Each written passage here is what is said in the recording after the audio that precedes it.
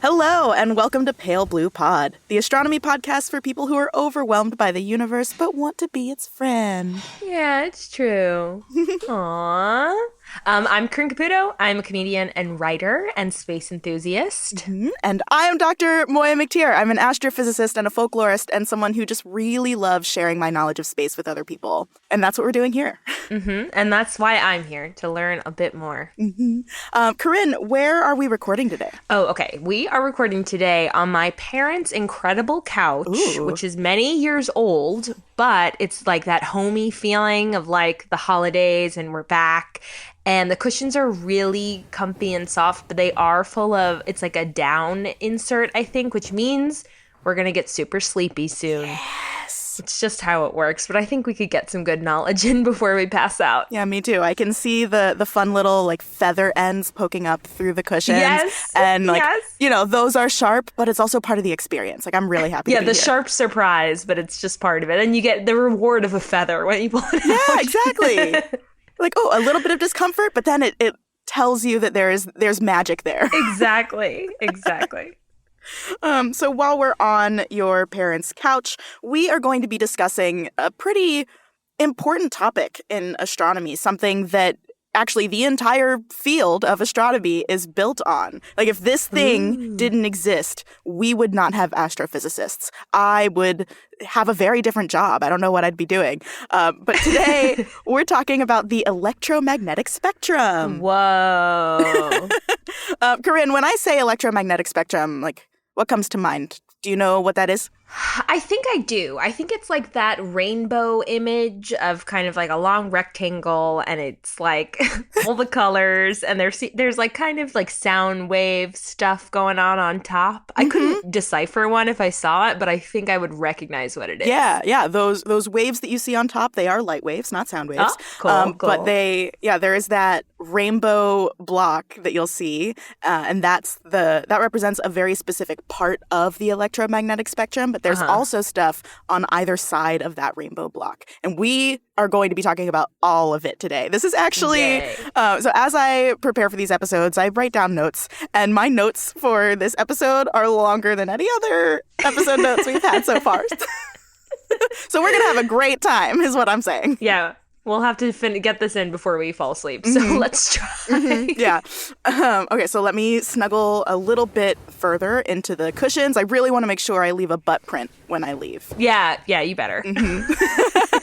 So let's, I think, start with the basics. Like, if you're talking about the electromagnetic spectrum, which is the spectrum of light, we have to first ask the question, what is light? Ooh, what is light?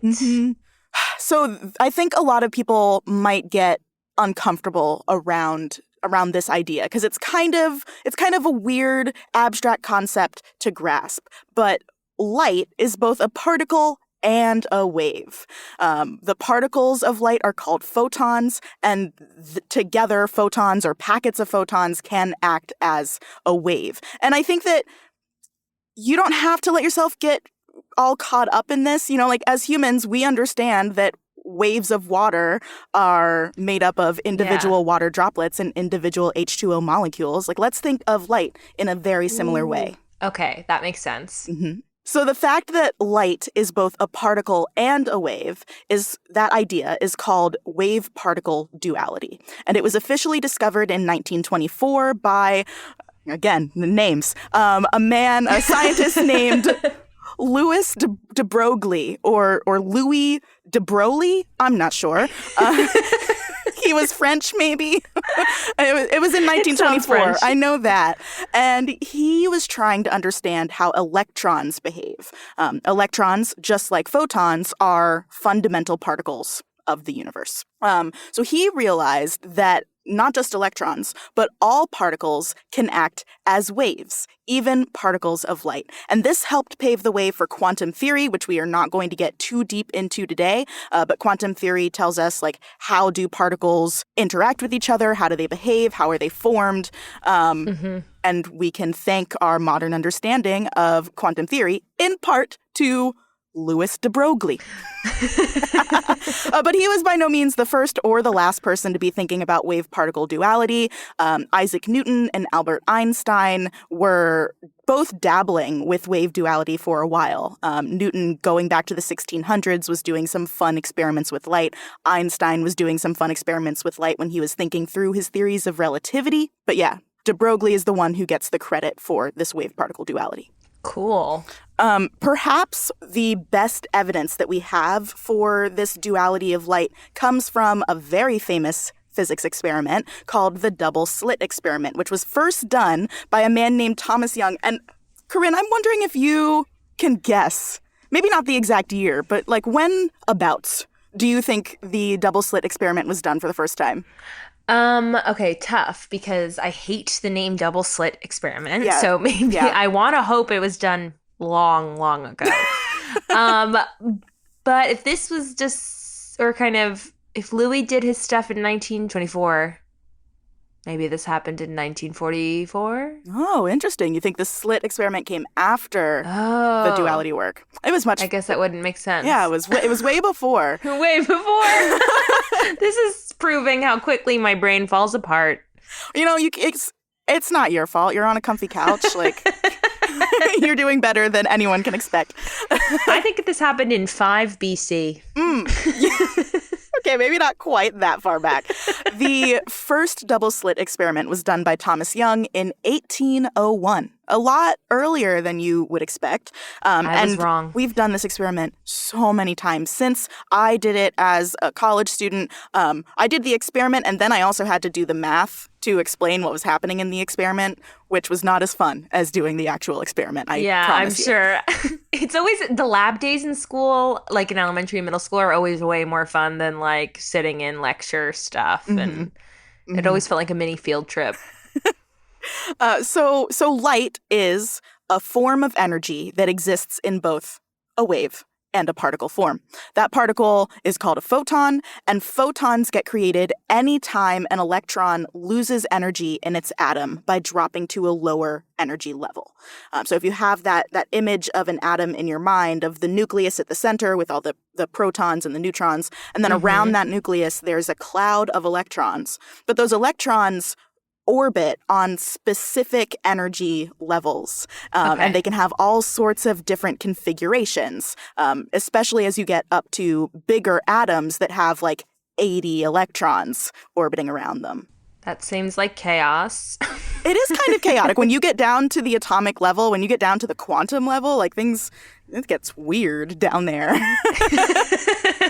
So every time an electron essentially is like, I'm tired, I'm going to drop to a lower energy level, a photon immediately gets produced with the exact same amount of energy that the electron lost. Oh, okay. So it's like a perfect balance. Exactly. Yeah, because one of the big rules of the universe is that matter and energy can not be destroyed or like created from nothing. So if you have an electron losing energy, that energy has to go somewhere. And the universe has decided to put that energy in the form of a photon.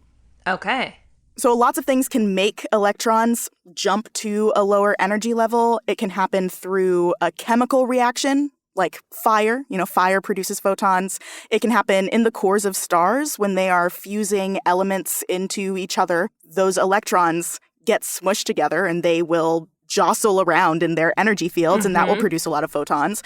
Even if you have an electron just moving through an electric or magnetic field, that will produce photons. And it can also happen just like spontaneously. Like there are people who study like how often do electrons just spontaneously jump to lower energy levels, and that can happen. It's really fun. And the reverse is true also. If an electron gets hit by a photon, if it gets like injected with the energy of a photon, that electron will go up in energy levels. Okay.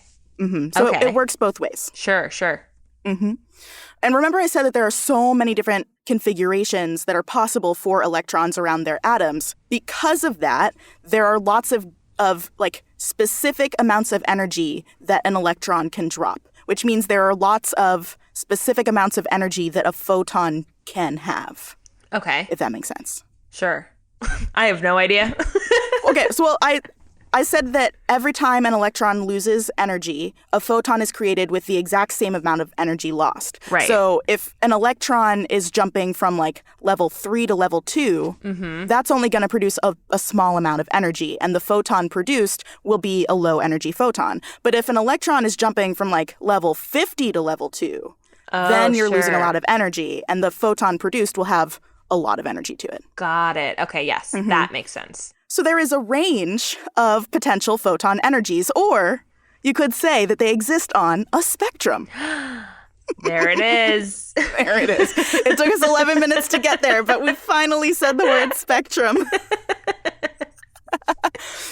So we did not discover this electromagnetic spectrum all at once. It happened slowly over time as we discovered different regions of the spectrum. But humans could tell for a long time that light was interesting. You know, we saw rainbows when the sunlight would pass through clouds or water vapor. We can see light getting diffracted or like bounced around through water or through glass. Like, even if you don't have advanced scientific instruments, you can tell that there's something cool about light. Yeah. So an early experiment that was done in 1800 by William Herschel actually looked at how light splits up into different colors. You know, they saw rainbows and they had invented prisms. So they had tools that could take light from the sun and split it up into the different colors of the rainbow.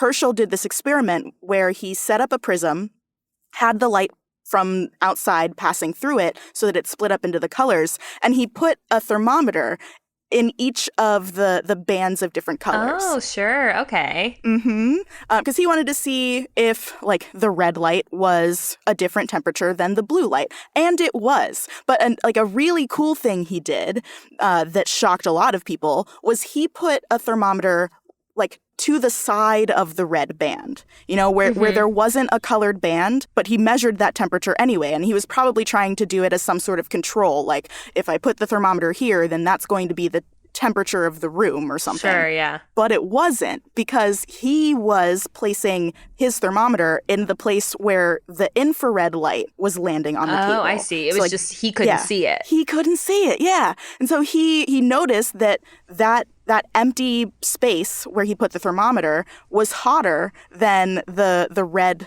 band of light. And so in 1800, William Herschel discovered infrared light, which is really cool.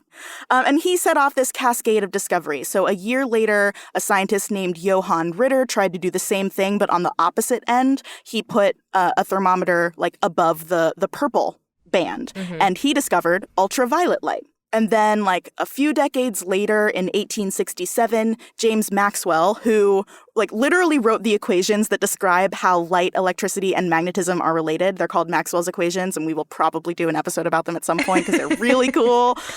So in 1867, James Maxwell hypothesized that if there is this infrared region of the spectrum right outside of what we can see, there's probably stuff beyond that too. And then 20 years later, 1887, I can do math. Well, I can't, so. Well, at least one of us can. The Maxwell hypothesis of there being more wavelengths of light was proven by a man named Heinrich Hertz. Heinrich. And he discovered microwaves and radio waves, which are both longer and less energetic than infrared radiation.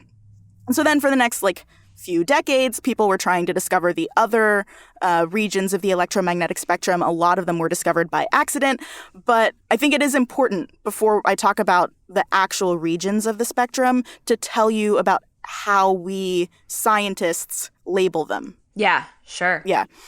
So we can talk about photon energy in terms of wavelength or frequency.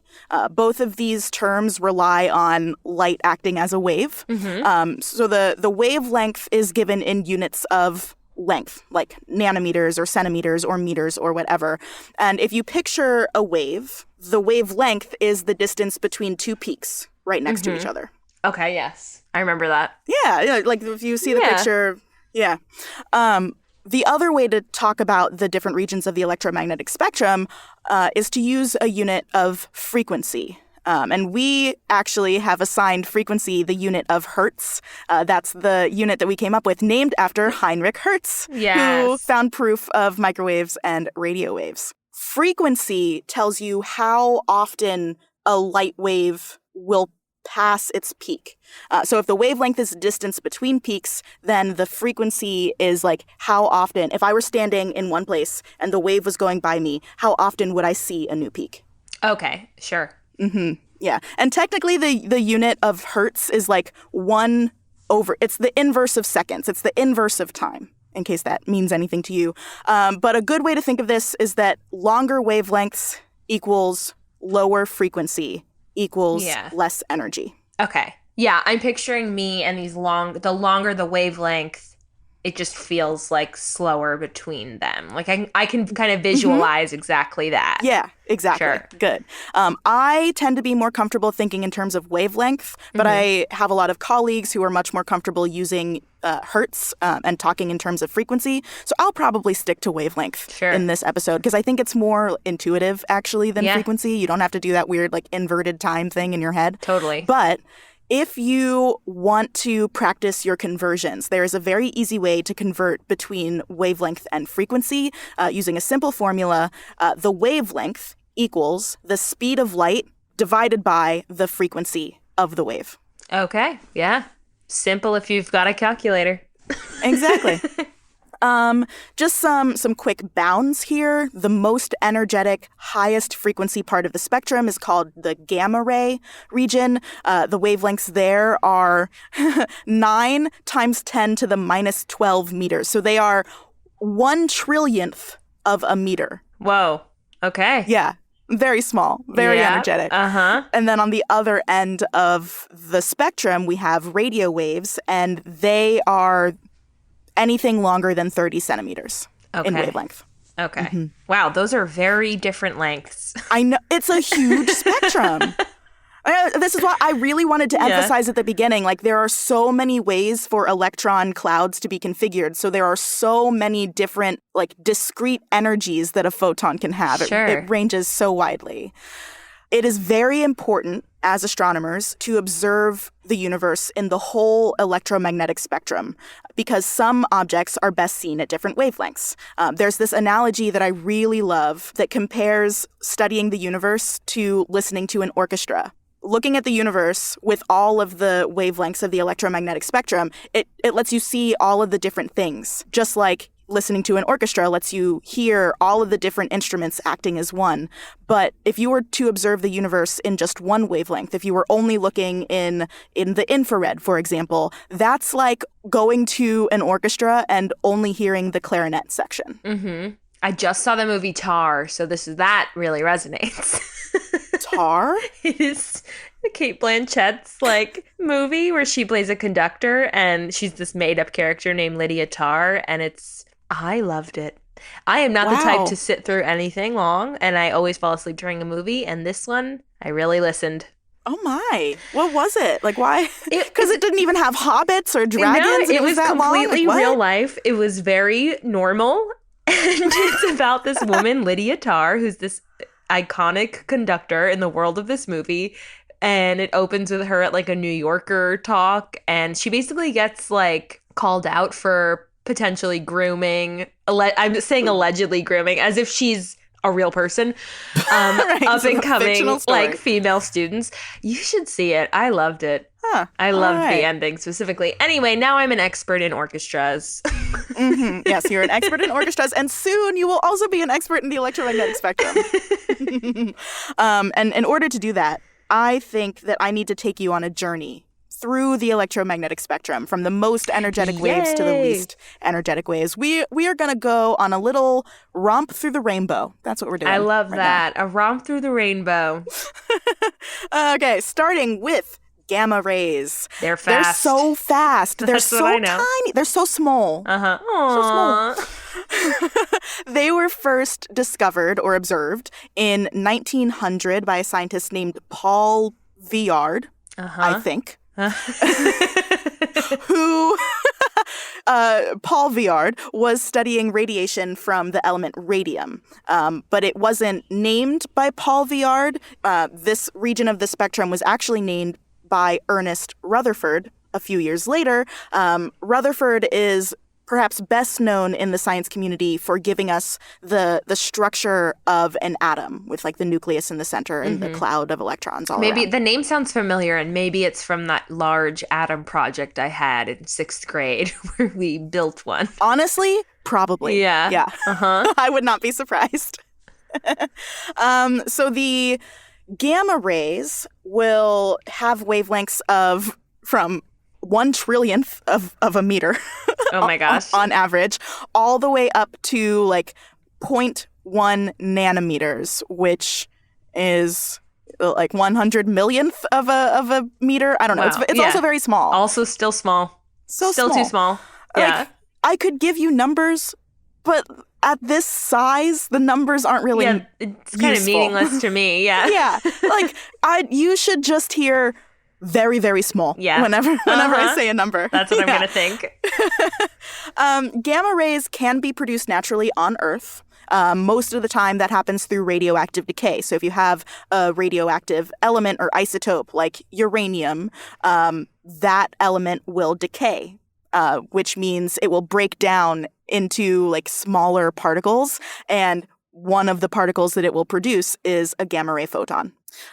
These rays are also the byproduct of a lot of nuclear reactions, and they are found in space around extremely high energy events, like even more high energy than a supernova explosion. Like we've observed these events that we call gamma ray bursts, and it's still kind of a mystery of what forms them, but it is extremely energetic explosions and collisions. Whoa. And they just have this very short burst of energy, of gamma energy. Oh my God. And we don't know why?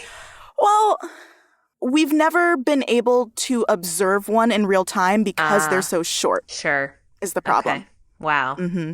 And so in our last episode, we talked about the Vera Rubin Observatory, or formerly known as the LSST. And that should help us understand transients in the sky. These objects that appear sometimes but then are gone. I remember you saying that. Yeah, so hopefully this Vera Rubin Observatory will help us understand gamma ray bursts. Let's finish it up. Yes.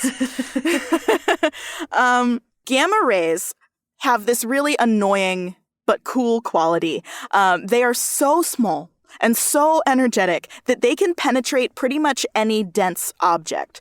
So X-rays, when you take an X-ray image of your body, that works because the X-rays will go through your skin, but they won't go through your bones. Right. But gamma rays will go through your bones. Whoa. Spooky. Spooky. Yeah, so they'll pass right through your bones and right through your organs. But weirdly enough, they have a hard time passing through our atmosphere. A twist. It's like they are so small that they are actually smaller than other particles in our atmosphere. And they are smaller than the distance between particles. So if a gamma ray tries to get through our atmosphere, it just gets bounced around too much and doesn't reach the ground. Oh, wow. Okay. It gets kind of kicked around. Yeah, which means we can't really do gamma ray observations from the ground. We have to put these gamma ray telescopes on balloons or aircraft, or we have to just send them up into space. Cool. So I guess the most active gamma ray telescope right now is NASA's Fermi Gamma Ray Space Telescope, which was launched in 2008 and was only supposed to work for a couple years. And now here it is, 2022, and it's still kicking. I love hearing that. I love those little surprises in space. A lot of telescopes do that, actually, outlive their projected lifespan. Aww. So many. Is that because we're just really underestimating? Or we're just It's because we're trying to be very conservative. Yeah, I was going to say it's a conservative mindset. Good. We should continue that. Yes. Because I love the surprise. It's a pleasant surprise. Yeah. If expect the worst, and then you'll be pleasantly surprised. It's an under-promise and over-deliver mindset, and that is what we should all be doing. No, actually, no. That feels capitalist. Don't do it. That's also true. No working. let's leave that sort of productivity to the telescopes, Yes. like to the actual machines. The machines can do it. So that concludes our brief tour of the gamma ray region of the electromagnetic spectrum. And now we're moving on to X-rays, which were discovered by Wilhelm Röntgen. Ooh. I took German for 4 years in high school, so I can do the German names. So that one's right. Yeah. It has one of those umlauts over the O. Wilhelm Röntgen discovered X-rays by accident in 1895, and he called the energy that he discovered X because he didn't know what it was. And Sure. they didn't even know that it was a kind of light. It was confirmed in 1912. So Whoa. 17 years later, that it was actually a form of light. What did he think it was? I don't, just like an energy Uh-huh. or Okay. something. Sure. Yeah, this is a time in our history when, like we weren't that far removed from philosophers and alchemists talking about Sure. the ether. Yeah, totally. So like the bounds between force and energy and like spectrums of it was all kind of blurry. Yeah. We didn't have the rigid delineations that we have now. Yeah, you could almost still write it off as like Zeus. Like this is Yeah, it's just the gods. yeah, that's it. You can see through someone's body. Exactly. We Yeah. can take a look at the bones because the gods wanted us to. Because obviously Zeus wants everyone to be able to see their bones. Yeah. How else would we know who the best sacrifices to him would be? Oh my god, this is gonna make everything easier. Yeah, so they didn't realize it was light until 1912. 1912, a big year. Titanic, Oh my gosh. and we discovered X-ray light. You're you know? so Big year. right. Wow, a lot to do. The newspapers. They must have been so busy. Oh my god. Extra, extra, read all about this energy that we don't know what it is yet. Uh-huh. The wavelength range for X-rays span from 0.1 to 10 nanometers. 1 nanometer is a millionth of a meter. Okay. Yeah, so it goes from like a tenth of a millionth of a meter to 10 millionths of a meter. Okay. I think that number makes sense. We'll see. Look, these orders of magnitudes are difficult to like do in your head quickly. We can make X-rays on Earth by running electrons through a tube and smashing it into an element like tungsten or copper, and we have been doing that for a really long time. When Röntgen discovered the X-ray, he was doing something similar. He was like working with these vacuum tubes and throwing electrons at elements and having a great time. In space, they are produced by very hot objects. And when I say hot, I mean millions of degrees. Oh my god. Okay. Ouch. Yeah, and that's in Celsius, but also like in Fahrenheit. Once like millions of degrees. When it's that hot, I don't think the unit matters as much. Exactly. Like it's very hot. So by very hot, very energetic objects and phenomena like supernovae, pulsars, which are left over after some supernova explosions, and the accretion disks around black holes. So like the disk of material that is slowly falling into the black hole will produce X-rays. Sure. Because it gets very hot around a black hole as all that stuff rubs together. So X-rays are hot, but they do not appear when something is hot. They appear when something is very hot. Yeah, I know you're thinking about infrared stuff. Okay, We'll get there. We'll get there. Yeah. Okay. Uh-huh. I'm thinking of X-rays, and I went to a new dentist, and they took X-rays for, I want to say, an hour. It was like just taking picture after picture after picture. Now I'm thinking they were running some kind of insurance scam where they could just bill for a lot of X-rays. But if you want to see every kind of my teeth from every angle, I can show them. Okay. I'd look at that. I remember growing up hearing that you had to log all the amount of time you spent in an X-ray machine because if you got too much exposure to X-rays, then like bad things would happen. Well, if that's I've never true, done that. I haven't logged it once. Right? You said an hour, and I was like, damn, like that's gonna go in your log. It couldn't. Oh god, maybe it was too long. I was in like the lead vest, but it was certainly like they were really taking a thorough baseline of my teeth. We just want to know all the nooks and crannies. Yeah, I was like, okay, fine. Didn't I just do this a year ago or whatever? Wow. Hats off to you for going to the dentist that often. Okay, I also had an appointment this morning that I canceled, so I'm not all good. Okay, well, before my last dentist appointment, which was, I believe, in 2020, I had not been to the dentist for 10 years. Oh, I get it. I totally get it.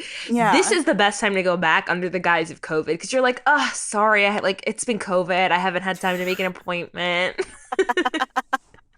Yeah, sometimes we really should use COVID to our advantage. Yeah, and that's the only time.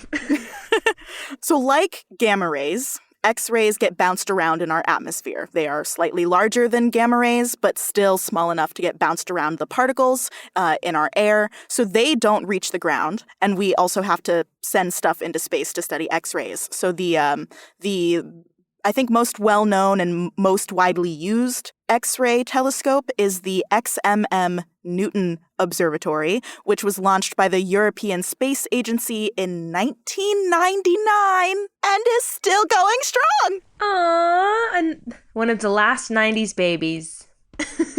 Wow, they were really trusting that Y2K wasn't going to end the world. Unlike me in Staten Island, who was confident the world was about to end. Well, what did you do to prepare for the end of the world? Oh, I made up a dance that was like just about how we're all going to die in the Y2K, because I thought that was funny, but I actually, maybe it's growing up Catholic, but the apocalypse mindset is so tempting to me and like I was so into it. It's like, can you imagine? Anyway, don't listen to me. I can really imagine. Love a dystopian. I've kind of felt like we were living in an apocalypse for the last couple of years. So I get that completely.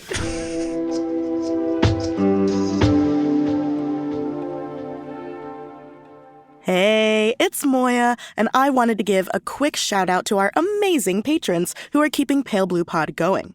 First off, I want to thank our latest pre-main sequence stars, Leanne, Catherine Fraser, Ayla Walker, Danielle Moriando, and Emma Farrell. Know that even though you're not fusing hydrogen into helium in your cores, you are still providing a fantastic service to us and to the universe, so thank you.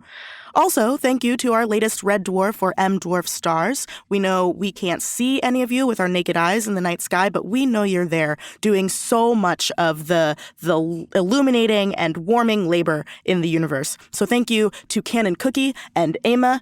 And as always, because they get thanked every episode, thank you so much to our sun-like stars, Sharn, Llewellyn, and Finn. It is absolutely amazing that your habitable zone just happens to be where our planet is orbiting around you too. So thank you again. And you, listener, can support us, hear your name on this pod, get access to director's commentary for every episode, and make it to our patron star chart by supporting us on Patreon. You can find the star chart, Patreon info, and more at our website, palebluepod.com, or you can just go straight to the source and support us on patreon.com/palebluepod. And remember, the first 50 people to sign up to support us on Patreon will be eligible to receive a signed and personalized copy of my book, The Milky Way, an autobiography of our galaxy. So thank you again to our patrons, and I would love to say your name on this show. So go to patreon.com/palebluepod. Hey, it's Corinne. I wanted to quickly tell you about an incredible new offering from Multitude, Classes. People say that podcasting is easy, but then no one actually explains how to get one going or how to grow or how to avoid, all the pitfalls that could stop your project immediately. And that's why for the first time, Multitude is offering classes for podcasters by podcasters. You'll learn from weekly instruction, hands-on homework, lots of valuable feedback from your instructor and classmates in the online classroom. They're starting out with 3 classes in the first round. First on sustainable podcasting, creating a structure and workflow so your show works with you by Eric Silver. Podcast mixing and mastering for non-engineers by Brandon Grugel, a class I think I should take. And then how to make a living as a digital creator by Amanda McLaughlin. Now, these are an amazing gift for aspiring podcasters in your life and also a way for you to kick off 2023 by working on a new project. Learn more about the dates, curriculum, technical details, or just register today by going to multitude.production/classes or check out the posts on Multitude's social media feeds. Listening to Pale Blue Pod is a great way to learn about astronomy concepts, but it's no secret that we're not here to make you better at math. If that's the type of thing you're after, I'd like to recommend Brilliant. Brilliant is a program online and in app form for lifelong learners that replaces lecture videos with hands-on interactive lessons. You can learn about the complementary angles in a triangle by actually stretching out a triangle on your screen to see the angles change in real time. And you can learn about the center of mass in physics by trying to balance a weighted beam on your digital finger. Those are just a couple of examples. Brilliant has thousands of lessons in math, scientific thinking, and even computer algorithms, and they add new ones every single month. I think that the world really needs more people who can use knowledge and logic to reason through problems, and Brilliant is the best way to practice those skills online interactively. To get started for free, visit brilliant.org/palebluepod or click on the link in the description. The first 200 of you will get 20% off Brilliant's annual premium subscription. Again, you can join Brilliant for free at brilliant.org/palebluepod or the link in the description. And come on, have a good time getting smarter. So the next region that we have to talk about is the ultraviolet region, or the UV region. UV. I know it from skincare. Yes, exactly. There are multiple categories of UV light. There's UVA, UVB, and UVC.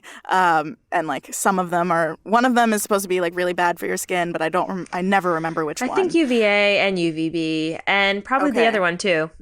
Probably. Well, the cool thing, a little spoiler, our atmosphere also blocks a lot of UV light from the sun. Not all of it, but enough that we usually don't have to deal with dangerous UV levels. Yes. So the wavelength range here, a UV light can range from 10 to 400 nanometers in wavelength. So it's just smaller than the wavelengths that we can see with our human eyes. You can make UV photons by passing a stream of electrons through a gas like mercury. Our sun also provides a lot of UV radiation. In fact, most stars give off a lot of UV radiation. And the processes of creating a star, of forming a star from scratch, produce a lot of X-rays. So we often will use UV light to study star-forming regions because it lets us see what those baby stars are doing. That makes sense. I get that. Some animals can see in the ultraviolet. Some birds, some reptiles, and bees can see them. And I remember seeing this really fun documentary that used a UV camera to look at flowers to see what bees would see. It was very cool. We'll absolutely be putting that in the director's notes. Yes. I've had the UV flashlight. Ooh. Wait, is that just like a black light? I guess so. It must be, because everything white glowed. Yeah, that's a black light. I ran a summer camp a few years ago, and one of the sciencey experiments we did was we made glow-in-the-dark Jell-O, which glowed when you shone a black light on it. And really what you do is you put a little bit of tonic water in when you make the Jell-O. Oh, so cool. Because tonic glows under black light. So, yeah, it tasted disgusting, and the kids loved it. Those two things usually follow each other.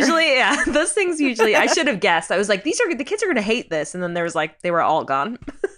I forgot that tonic water was UV. I forgot that there were normal things you could consume that glowed under a black light. And completely. I was like, could you still eat this Jell-O? Well, I fed it to children. So you hope so. So you gotta hope. For the legal sake of this podcast, yes, they can. There are a lot of telescopes that see in the UV because it's so close to the visible region of the spectrum. But the Hubble spacecraft can see in the UV, and the Galaxy Evolution Explorer, which was launched by NASA in 2003, primarily looks in the ultraviolet. The next range, I'm going to try and get through this one as quickly as I can because it already gets too much attention, is the visible or optical region of the electromagnetic spectrum. It spans from 400 to 750-ish nanometers.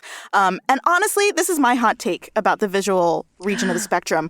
I don't think it would have its own region if we didn't happen to see in this part of the spectrum. Because, why? Why should it? It's not special. I feel like it should just get absorbed into UV and infrared. It shouldn't be its own thing. Oh, okay. The only reason it is because we happen evolved Yeah, because we evolved to see this because this is the part of the spectrum where our sun has its peak in its energy.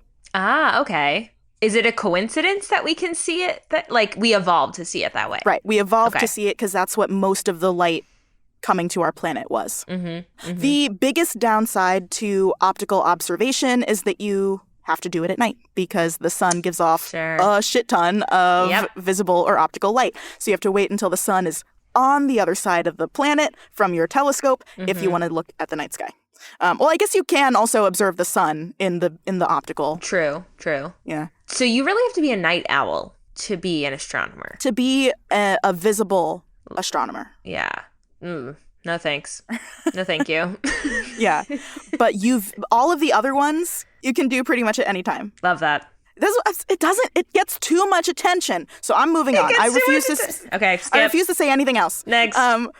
The infrared part of the spectrum goes from roughly 750 nanometers to 1,000 nanometers or 1 millimeter. And that's so short. I feel like we really could just absorb the region of the spectrum which shall not be named into the infrared and give it a larger range, you know? Sure.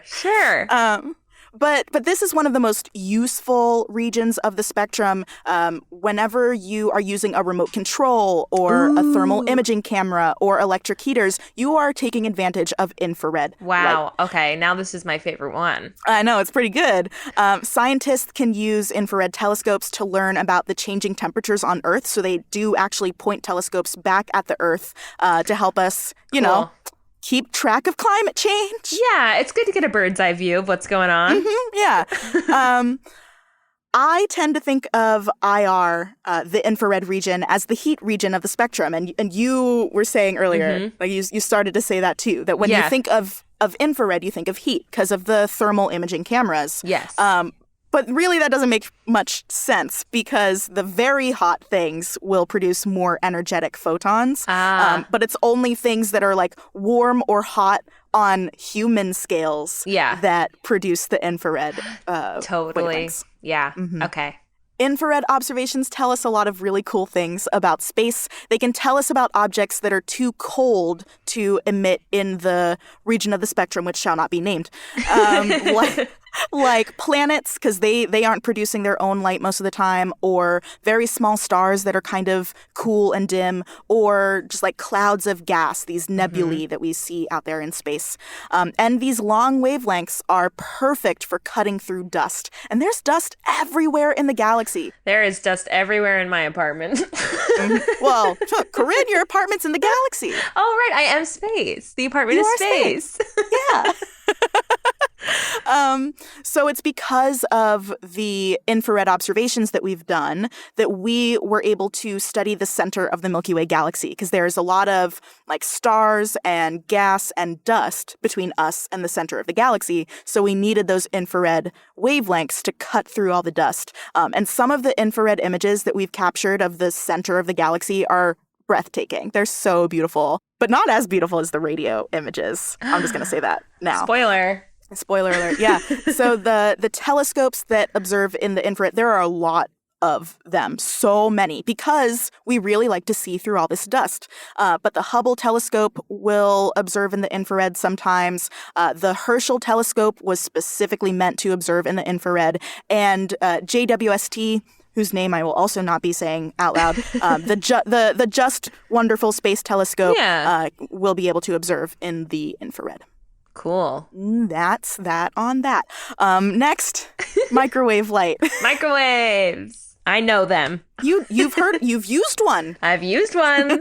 I don't have one, but I do wish I did. You don't have a microwave? I don't. It like didn't kind of come with the apartment, and there's so little counter space that we're like, where would we even put it? But guess what? Every day, boy, do I wish I had a microwave. I could just heat something up real quick. Here I am putting things on the stove or in the oven like I'm in the 1800s. Yeah, I'm sure you're toiling just as much as they did. I am toiling and no different than them. In the 1800s, before we knew about X-rays and microwaves. Before the Titanic. Microwave light can have wavelengths from 1 millimeter to 30 centimeters. So now we are finally starting to get into units these are of numbers length that I know. that people know. Wavelengths of light are usually very, very small. Yeah.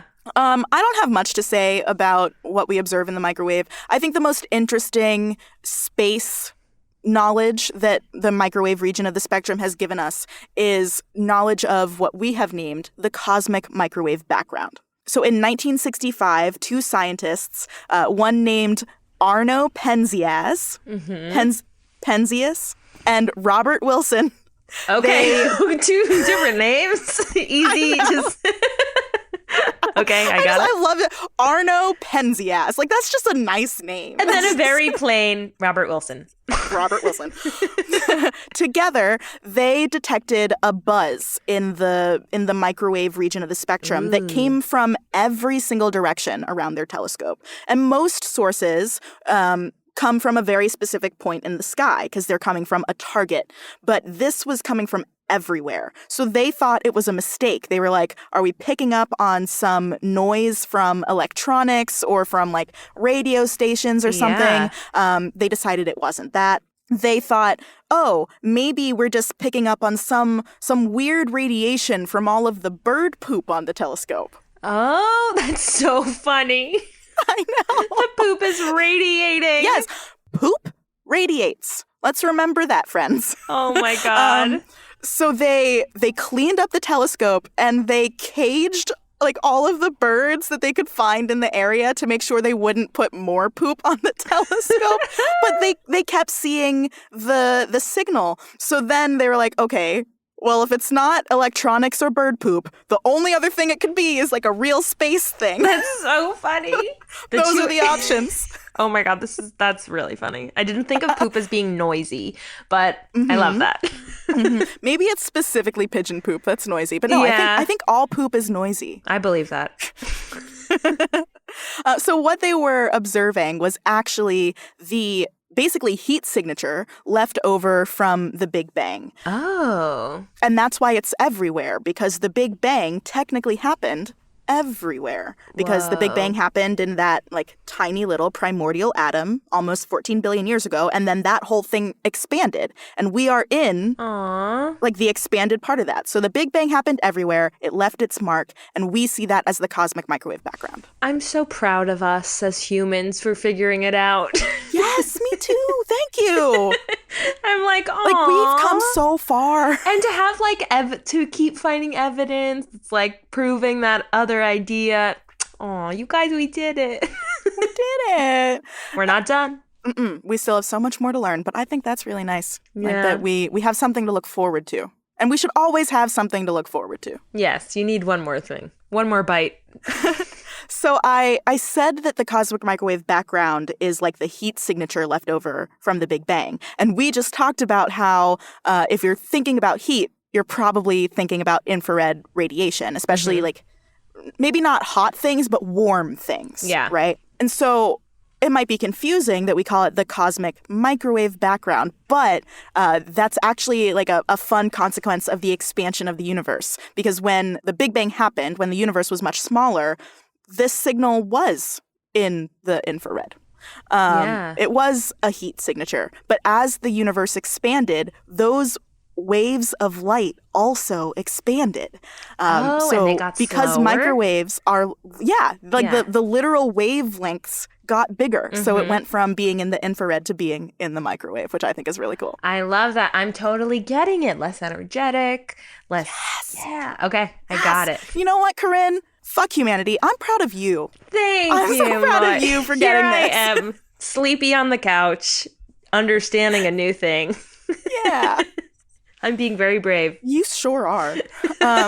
So most of the telescopes that observe in the microwave are actively looking at the cosmic microwave background, like the Cosmic Background Explorer, or the COBE instrument, or the Wilkinson Microwave Anisotropy Probe, or WMAP, or the Planck telescope. Planck! Named after a person. You know, like there's also like Planck time and Planck distance and the Planck Institute. So we can do a whole episode on Planck. Oh my God, I love that episode. But these instruments have been instrumental in showing us the shape and the distribution of the cosmic microwave background, which lets us understand how material was distributed in the early universe. So that's good. We want to study the microwave. And that leads us to the final region of the electromagnetic spectrum, the radio waves. The radio. Radio waves are anything above 30 centimeters in length.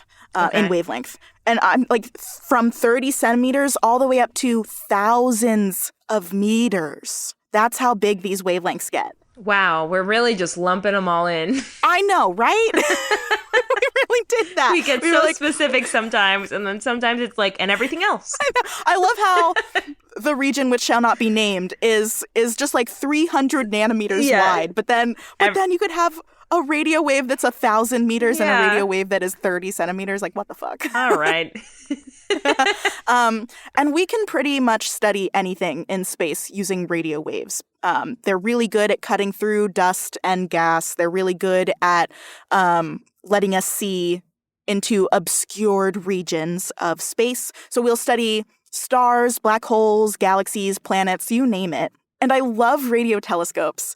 I think radio telescopes might be my favorite telescope. And I'm not just saying that because my first research experience was with the National Radio Astronomy Observatory, although I might be biased. Although you might be a little biased. Just a little bit. But the cool thing about radio waves is that you don't need a mirror to collect them. When you think of a telescope, you probably think of something with a mirrored dish so that it can collect the light, so that the light gets reflected off of the dish onto some instrument that collects the data. But radio waves are so large that you don't need a perfectly smooth, flat surface to collect them. Oh, okay. So you can walk on a radio telescope, and I have walked on a radio telescope. They look like giant satellite dishes, and I'll tell you about a few of my favorites because I cannot resist. Okay. These radio telescopes. This is what I'm picturing not when I'm thinking of a telescope, but when I picture like some sci-fi movie where they're discovering alien life, and it's like they point the big thing at the sky. Yeah. Mm-hmm. And the reason you think that is because of the movie Contact. Yes, absolutely. Mm-hmm. So the movie Contact was set at a real radio observatory called the Very Large Array. And it's not just one telescope. It's actually, I think at this point, something like 27 telescopes working together in what is called an interferometer, which is where you have an array of telescopes working together. So that's the VLA in New Mexico in the U.S., I have been there, and it was great. I climbed onto one of the dishes, and I wasn't supposed to, but I also climbed up the ladder from the dish to the place where the actual data gets collected after it bounces off of the dish. I felt very cool. That's so cool. I have also been to another very famous radio telescope array called ALMA, or the Atacama Large Millimeter/Submillimeter Array, which I think gives you a look into more astronomy acronyms, because that's a really terrible one. But I love the word ALMA, or the name ALMA. I know, yeah. ALMA is one of the highest state-of-the-art radio observatories in the world. It's in a desert in Chile, and I went there, and it's this telescope is at the top of a mountain right next to a volcano. And the mountain is so high that you're above 2/3 of the atmosphere. Whoa.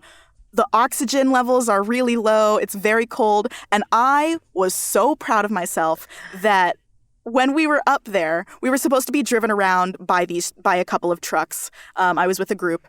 We had to wear oxygen tanks. Yeah. We had to get our heart rate and blood oxygen levels checked before we were allowed to go up to the summit. And we all passed the test, and then we went up there, and both of the trucks broke down. No. Oh my God. Both of the trucks broke down, and the radios, ironically, the radios weren't working. So I'm nervous for you. I know how this ends. Clearly, you're alive. I'm alive. Yeah, it's all fine. I had to run to go get like a telescope operator or something, someone who could message down to the main camp and come get us. Oh my so God. I did. I was so proud of myself, like running above 2/3 of the atmosphere. Yeah. And then I made a snow angel.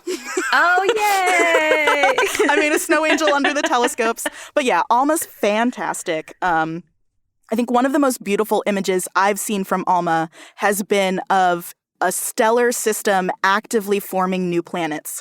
Because you have like we covered this in episode 1, actually, how planets form. You have the baby star in the middle, and then this big disk of gas and stuff, like gas and pebbles around it. And the planets form in that disk. And so ALMA has actually taken images of planet-forming regions where you can see the dark paths that's so in the cool. disk as the planets are formed. Yeah, that's very cool. And then the telescope that will always, always have a special place in my heart is the Green Bank Telescope in West Virginia. It was the first telescope I visited way back in high school. It is a single dish, so not like the other two that I just talked about. It is a single dish that is more than 300 meters in diameter. It's bigger than a football field. Oh my God, it looks huge. I'm looking at some pictures. It's freaking huge. Yeah. It was, I don't think it is anymore, but at one point, and definitely when I visited, it was the largest steerable single dish telescope in the world. Yeah, I'm seeing some of these pictures. I was going to say it looks like it's always at a different angle or like, whoa. Yeah, because you can move it. It's crazy that something that big moves. I know. That's why it's really cool. Good job, everybody. There are so many cool things about radio telescope. Can you tell I really like radio this waves? is your fave. I thought, should I go from gamma to radio or radio to gamma? And I was like, no, I want to end You got to with radio. end on something fun. So another cool thing about the GBT is that it sits in the United States' National Radio Quiet Zone. This is an area that straddles the border between Virginia and West Virginia. And it's thousands of square miles where the type of radio emission that you can produce is limited. So not in the entire radio quiet zone, but in the center around the GBT and the other telescopes at the observatory. There are very strict rules about what radio waves you can emit. And like pretty much everything we do emits radio waves. So when you're in the center of the radio quiet zone, you can't use Wi-Fi. You can't use cell phones. You can't use microwaves. Okay. Well, I might be fine there. Right. Do you live in the radio quiet zone? Oh, a twist. If you do want to use some of those things, you have to do it in a Faraday cage, which is this contraption that will block electromagnetic radiation. Oh, okay. And then you also have to drive like special cars that don't have spark plugs because they'll give off radio waves. Oh my gosh. All of this is so that when you're taking an observation on one of these radio telescopes, you don't have to worry about accidentally catching a signal from just like Joe Schmo heating up a burrito in his microwave. Oh my God. Yeah, of course. I understand logically why you need to do it, but it somehow feels like so restrictive. Yeah. And so the people who work there, they know going into it that they're going to have these restrictions. I mean, they have internet. They just have to use Ethernet cords. And they have plenty of Faraday cages around. Like I've stayed in the dorms around the GBT, and I have gone into the control room. And in all of these central spaces, they have Faraday cages where you can go in and like use a microwave. Yeah. Oh, that's awesome. Yeah. And that's it. That's the electromagnetic spectrum. Yay! A beautiful spectrum. Journey. It's been a long journey, but I love it. Yeah. Any reactions? Okay, I think what I knew and totally forgot was that remote controls and things fall on the spectrum. And like, of course they do, but I don't think about it logically because it's not like light that I see or witness or think about. So I'm grateful for remote controls right now. Pretty much everything that we do today relies on light waves. Yeah. If you're listening to the radio, that's not sound waves. That is light waves that get interpreted by the machine in your car, or like sending texts, or like so many things rely on electromagnetic radiation. I personally really rely on it more than I realized. I just like don't think about how things happen. I'm just like texting someone and I'm like, the other day I was like, how does this work? Well, why would you think about it? Like, yeah, I'm you just don't happy need it's to working. think about it these days. Yeah. Yeah. I'm happy I'm here and it's doing its thing. And now I get to order dinner right to my house. The peak of civilization, Uh-huh. IMO. So I think we all know that the radio is my favorite region of the electromagnetic spectrum. Yeah. That was very yeah. clear. Corinne, did you have a favorite region? Okay, I'm really torn because this is such a silly answer, and it's absolutely because I don't have access to it, but microwaves. Because a snack I used to make a lot. I worked in a movie theater in high school, and I would come home really late at night after the last show. I would put on Saturday Night Live, and Great. I would make, I would cut open like raw peppers, like jalapeno peppers, and put in like truly a block of cream cheese inside of it. And I would microwave it. And it was this really big comfort snack for me. I love that. Huge. The caloric intake must have been psycho. But I would eat these hot blocks of cream cheese and peppers. And I have a really special place in my heart for proper microwaves. And then I would take my contact lenses out and go to bed, and I would still have jalapeno oil on my fingers. And that is a mistake I made more than once. Wow. This is the thing I don't learn, and here I am again. This is why we're here, because I certainly took science class and retained nothing. Well, at least you don't have a microwave now, so you can't do that. I can't make that mistake again. Yeah. You have been forced to learn not to do that. But I do miss microwaves, and I love what they do for me and my late night snacking. Microwaves do actually use microwaves to heat up food. The way that they work is by using a specific wavelength of microwave light that excites water molecules. It vibrates the water molecules, and that heats them up, and that is how your food heats up. I love that.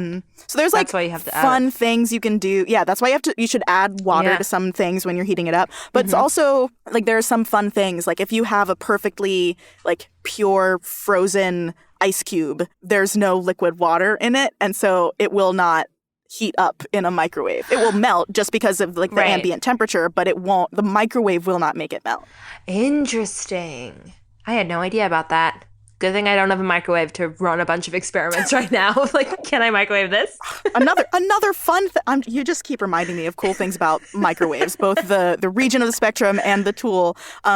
We used to do a lab when I was in grad school for like teaching a lab for undergrads where you measure the speed of light using a microwave. Like you take a chocolate bar or something and you put it in the microwave and you can see where it melts the most. There will be like 2 points on the bar where it melts. Cool. So you can measure the wavelength of light. Oh, that's so like it's the oh my God, that's so fun.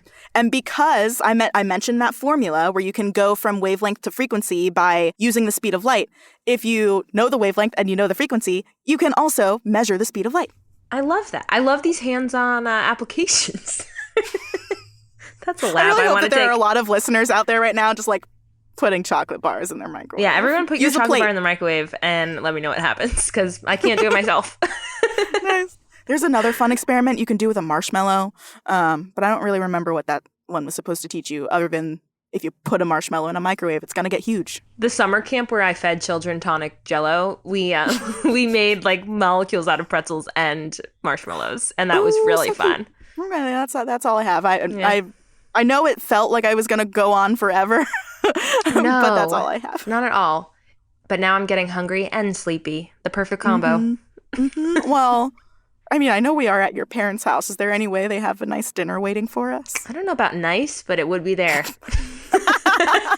Well, anything that we can eat on this couch is going to be real nice. I'm almost positive there's frozen pizza. So. Oh, good. Oh, good. All right. Well, that's all we have. But until next week, what we really want you to remember is that you, like Corinne's apartment, are space. Bye. Bye.